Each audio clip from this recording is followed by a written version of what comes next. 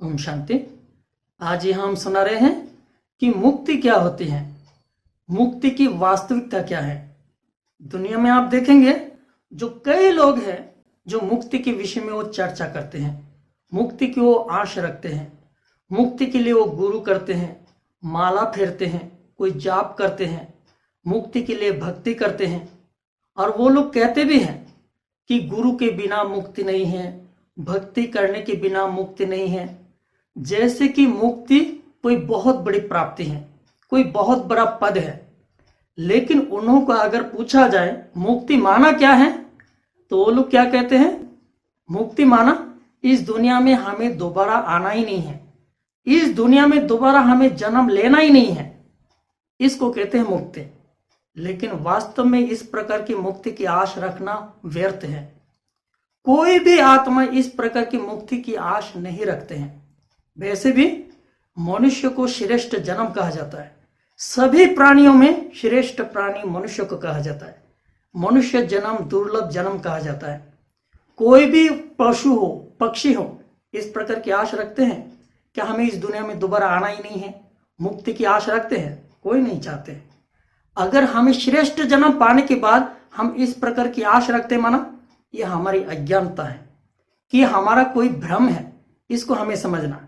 इस प्रकार की मुक्ति कोई भी आत्माएं नहीं चाहते हैं, कोई भी मनुष्य आत्माएं भी नहीं चाहते हैं, क्योंकि हमने इन आंखों से देखा। कोई दुख को झेल नहीं पाते हैं, जहर पी लेते हैं, चिल्लाते रहते हैं कि हमें बचा लो, हमें गलती कर ले। कोई आग लगा के भी चिल्लाते रहते हैं कि हमें बचा लो, हमें बचा लो। हमने यहाँ आंखों से देखा। कहने की मतलब है, कोई दुख को झेल नहीं पाते हैं तो मरने का प्रयास करते हैं, मुक्ति की आश रखते हैं।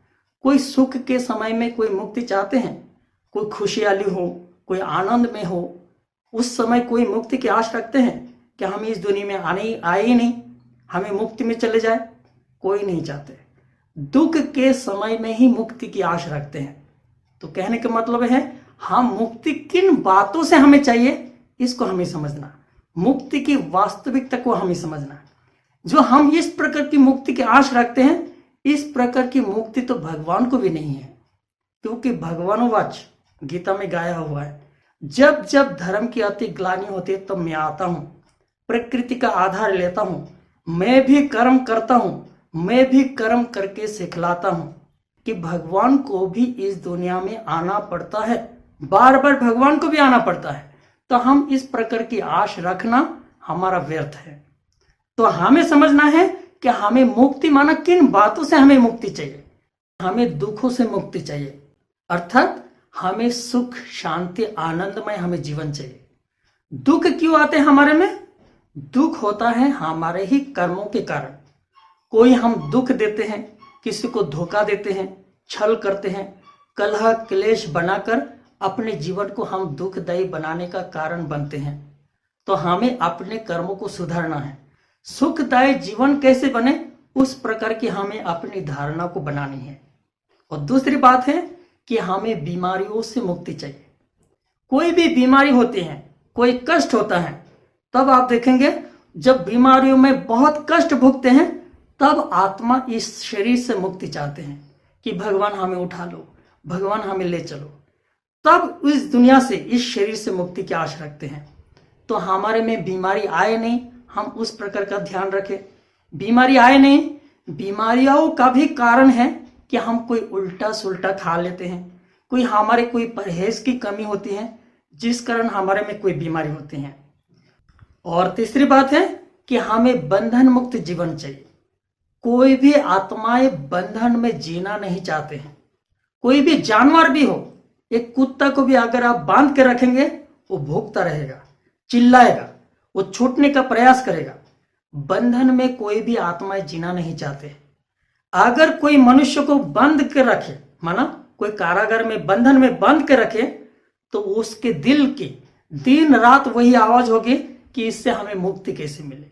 अर्थात मुक्ति माना बंधन से हमें मुक्ति चाहिए। तो बंधन में हम क्यों जाते हैं? कोई ना कोई हम विकर्म कर लेते हैं, कोई अपराध कर लेते हैं, तो हम कोई कारागार में जाकर बंधन में बंध जाते हैं। या तो कोई गृहस्थ में भी किसी के कर्म संबंध में वो बंधन में आ जाते हैं। तो हम कोई ऐसे कोई बंधन में ना जाए, कोई अपराध करे नहीं, उसको हमें ध्यान रखना है।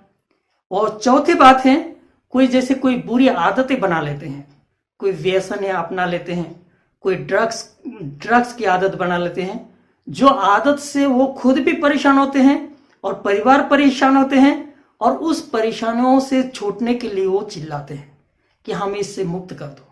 क्योंकि हमने देखा कोई ड्रग्स की आदत बनाकर भी वो चिल्लाते रहते हैं कि हमसे इसको छुड़ा दे, हमसे इससे मुक्त करा दे। तो हम ऐसी कोई बुरी आदतें ना बनाएं, इन बातों पर हमें ध्यान देना है। और पांचवी बात है कि हमें मुक्ति किससे चाहिए? मुक्ति चाहिए हमें मेहनत करने से मुक्ति चाहिए, मजदूरी करने से हमें मुक्ति चाहिए, हमें गरीबी से मुक्ति चाहिए। इस प्रकार के लोग मुक्ति की आश रखते हैं। इन 5 बातों से हमें मुक्ति चाहिए। और इन 5 बातों की जड़ है हमारे अंदर का 5 विकार, काम, क्रोध, लोभ, मोह, अहंकार।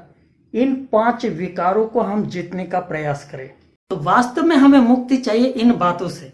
बाकी हम शरीर छोड़कर हमेशा के लिए चला जाए, इस दुनिया में दोबारा हम कभी आए ही नहीं, इस प्रकार की मुक्ति तो भगवान को भी नहीं मिलती है। भगवान को भी यहाँ बार बार आना पड़ता है। अब स्वयं भगवान आकर हमें मुक्ति का राज बताते हैं। अर्थात ये इस समय, ये कलयुग का अंत और सतयुग का आदि का समय होता है। इस समय स्वयं परमात्मा आकर सभी आत्माओं को मुक्ति में ले जाते हैं। जहां चांद, सूर्य, सितारे कुछ भी नहीं है, अनंत लाल प्रकाश ही प्रकाश है, जिसको ही परलोक, शांति धाम, मुक्ति धाम कहा जाता है। वहां आत्माओं को कोई शरीर नहीं है, कोई पार्ट नहीं है।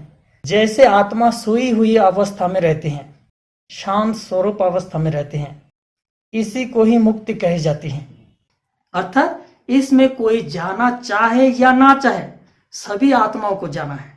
लेकिन वो स्थान समय से परे, अनुभव से परे।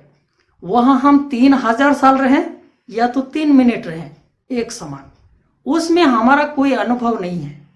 तो मुक्ति माना जो हमें ये बताए, हमें तो दोबारा इस सृष्टि में आना है, लेकिन ये दुखों से, बंधन से, या तो बीमारियों से, गरीबी से, इन सब बातों से एक जीवन जो सुख, शांति, आनंदमय हम जीवन कैसे जिए, वो कर्म अब स्वयं परमात्मा आके सिखा रहे हैं। अर्थात हम कर्म को सुधारें, हम कर्म को श्रेष्ठ बनाएं, जिस कर्म से हम सुख, शांति, आनंदमय जीवन हम जीना सीखें। ओम शांति।